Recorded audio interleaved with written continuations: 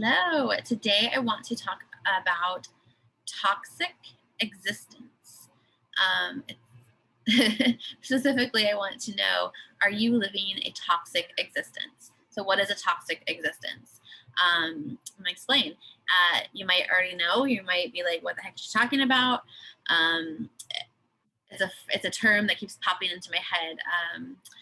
And it's easy for us to place labels on different parts of our lives, like maybe you have a toxic workplace, you are surrounded by toxic chemicals, you deal with a lot of toxic people, you know you're breathing in tons of toxins in the air, that kind of thing. Okay, so let me know in the comments, do you do what you are supposed to do, or do you do what feels right?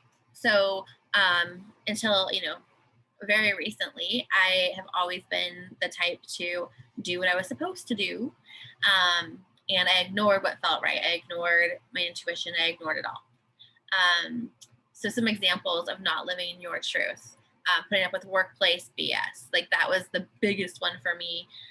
So freaking frustrating. Um, there's a lot of things that happen when you're in, a workplace, especially, working in corporate America. Like there's always that fear of being the outsider, the fear of being treated different, or even of losing your job if you don't agree with your boss, right? Or you don't just go along with what everyone else is doing and saying. And I want you to think, like, do you, or did you, if you don't work like in a workplace anymore, but do you act a certain way around certain coworkers? Do you put up with workplace bullies because you need your job? Do you do that? Have you ever done that? I think most of us can probably say, yeah. We have to, kind of adjust ourselves to fit into the workplace. And, for me, it was not that it was okay, but it was easier to do before I was a mom. Um, Work was my life. And as much as I hate to admit that, it was. But once my son came along, that changed, and work was, you know, just a thing I needed to do still, to, provide financially. But I was over it. So besides being over workplace drama, anyways, once my son came, I was done, over, like, nope, can't do this anymore. So yeah, let me know if you have any examples or experiences, or if you just understand what I'm talking about, right? Like, you are not living your truth because you're afraid of what might happen if you don't go along with the narrative that's going on in your workplace. Okay, so the next question I have for you is, are you ethical, or do you think you're ethical? I think a lot of us um, easily fall into being unethical AF, um, because of a lot of different reasons, but especially those fears. Maybe we are treated poorly by a narcissistic boss, or whoever we're working for is telling us to do things a certain way, and saying it's okay and this is the right way. You may not even realize it because you're just doing as you're told. So I left my first nursing job as a charge nurse at a long-term care facility after a year due to ethical reasons. Besides, obviously, just working in long-term care sucks, but my main reason for leaving was ethical.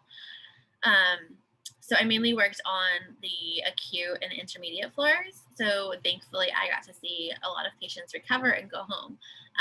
But I struggled that whole time I was there, feeling like I had to choose. Do I want to keep my nursing license safe, or do I want to stay on board and take care of patients since they were stuck in such a terrible facility?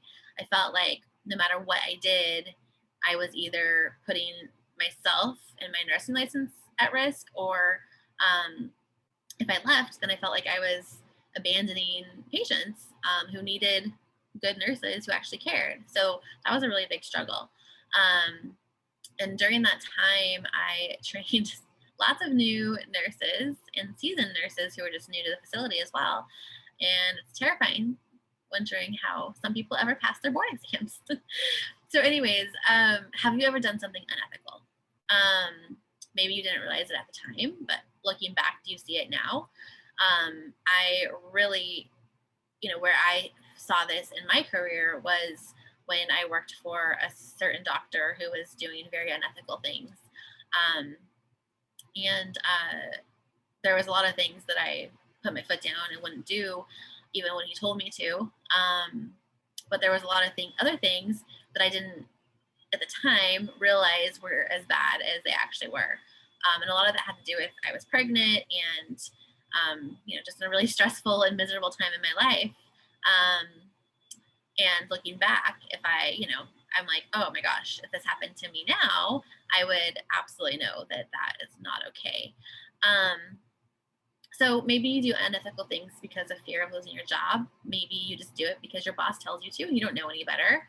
We're all learning, no matter what type of career you have. We're all learning and, hopefully doing the best we can with the information we have, right? So even as an intelligent human and experienced nurse, it still happened to me. And, I got an A+ in critical thinking, in nursing school, but it still takes, many years of experience. And for me, that narcissistic boss to finally make me wake the F up. And even then, it took me a couple of years of reflecting and continued learning to realize the situation was even worse than I realized. So there's a lot of different circumstances that can assist in you creating a toxic existence. So not only may you be stuck in a toxic workplace, but the effects of that alone, can cause you to spew toxicity all over the place. So if things are bad at work, there's, a good chance you're bringing it home and spewing that to your family and your friends. If you are having some bad struggles in your relationship, then you could be taking that and spewing it again to other relationships, to your work. So it can go both ways and all around in circles. And so sometimes, it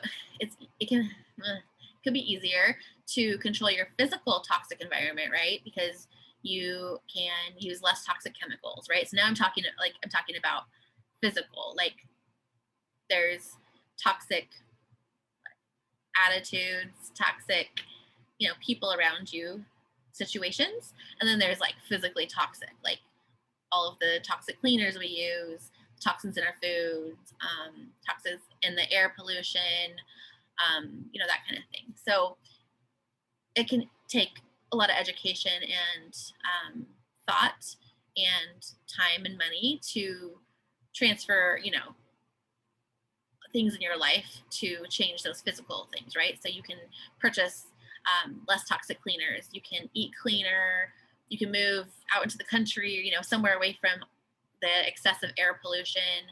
You can drive a more green car. You can do detox protocols, internally things you take to help detox things from your body. So those are things that you can control pretty easily. Some of them take a little more commitment, but, pretty easily. But life in corporate America is not so easy. Detoxing, let's say detoxing, but, removing yourself from toxic situations is not as easy when you need your job, you need your income, and you're afraid of losing your job. So let me know in the comments, have you ever had to keep your mouth shut or do something you didn't want to do in order to keep your job safe? We're looking for the... Oh, okay. Looking for the cockamouse. So have you ever had to keep your mouth shut when you really didn't want to or didn't think it was the best thing to do?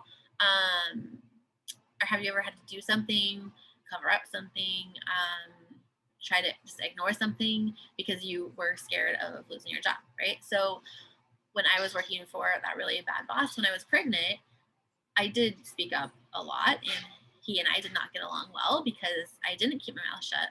But there were things that, looking back, I wish I had spoken up about. But I was also pregnant. I, needed my income. I needed my insurance. At one point during that, my husband lost his job, and I was just, a couple months away from giving birth, and I was terrified, absolutely terrified, like not knowing what was going to happen. So if it wasn't for those personal circumstances, would I have maybe spoken up about other things? Yeah, probably. So my point in this is really I want you to think about if you are living a toxic existence. I feel like anybody could at least bring up, a handful of situations or a handful of people or whatever that have been toxic in your life, or maybe you've been the toxic one in different situations. I'm sure, we all have, right? We're all the villain in somebody's story. So the exercise I want you to do is to write down some words or phrases that pop into your head when you think about your life right now. Sometimes I talk about intuitive writing, same kind of thing. So these are the ones that I just recently did. So this one specifically is my life the way I want it to be, in certain words and phrases that I want in my life. But what I want you to do right now is to take a piece of paper, write down my life right now. And if you have pretty markers and pens, you can do it like this, or just write down with whatever you have. But write down anything that just pops into your head. So just take a minute, take a couple deep breaths, think about your life right now, and to start writing down words that pop into your head. Don't think about them. Don't, try to stay like on task, just writing down the words. You're not going to go into all the depths of each word or phrase, or, just start writing down the words. And I did this too. This is the one specifically for, my business right now, and why I'm showing up, and what I want right now, and what people I'm helping, what they're thinking about, that kind of thing. But to start writing down what your life actually is right now. And you can start with just like overall feelings, thoughts, words that pop into your head, just write them down. And then start specifically thinking about your work situation, whether you work for someone or you run your own business, whatever it is. Just start writing down words that pop into your head when you think about your current work. And then start thinking about your personal life, the words, that come just pop into your head. So we're doing this intuitive writing. We're just writing down things that pop into our head. So just clear your head for a minute, start writing things down. And then anything else pops into your head. It's kind of like I try to journal, and I just can't. I'm just not a journaler. I can't even tell you how many journals I've bought over the years, and I try so hard. Sometimes I'll do it for a few days or maybe even a week, but I just don't. But this I like, because I can just write down anything that pops into my head. I always write the date on it. So if I want to look back, I can look back and, see what was going on in my head when that happened. But it's a really nice way to still get stuff out of your head and like get kind of a more clear picture in front of you without having to be like, okay, journal, what am I going to write about? Like, I'm going to write about like I got up and I peed and I brushed my teeth and I worked out and, like stupid. Like for me, that's not me. That's you. Awesome. Keep doing it. But I still want you to do this because I think it's a really, really good exercise. And then look it over when you're done and see if there's a certain word or phrase or feeling that consistently pops up for you. Especially like I like to do different colors, and I just intuitively change colors. So I start writing all these words and I'm like, okay, I'm gonna grab another color, but you could just also just go to a different column or whatever.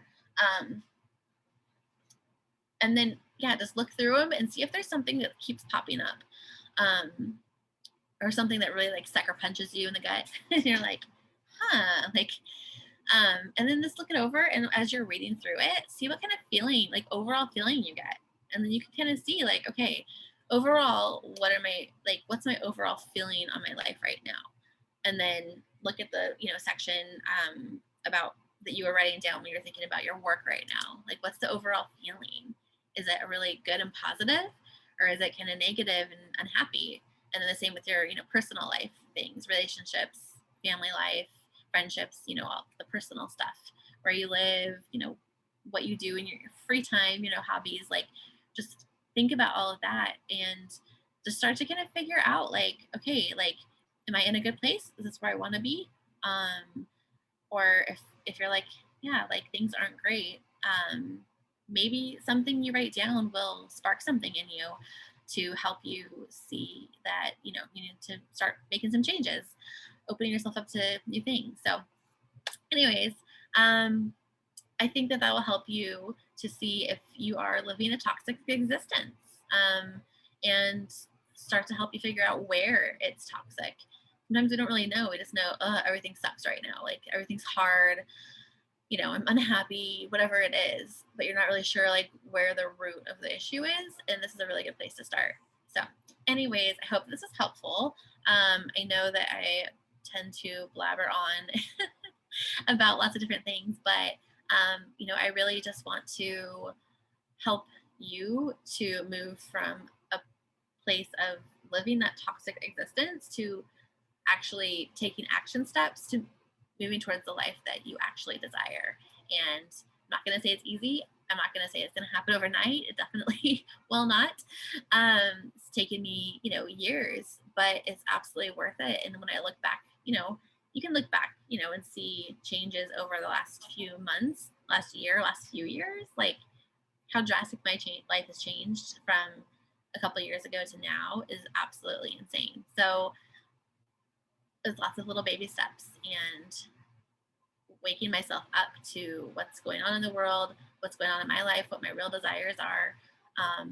And you can absolutely do it too. So I'm excited to hear how this exercise goes for you. Let me know. And if you want to share in the comments or in my private message, anything that really sticks out, or if you're like, I have more questions, like I have more, like let me know. Like, let's talk about it, because this is a big step in moving yourself from staying stuck in a toxic existence to starting to move out of that and actually taking control of your life. So, all right, I'm excited to hear what you come up with. I'll talk to you soon.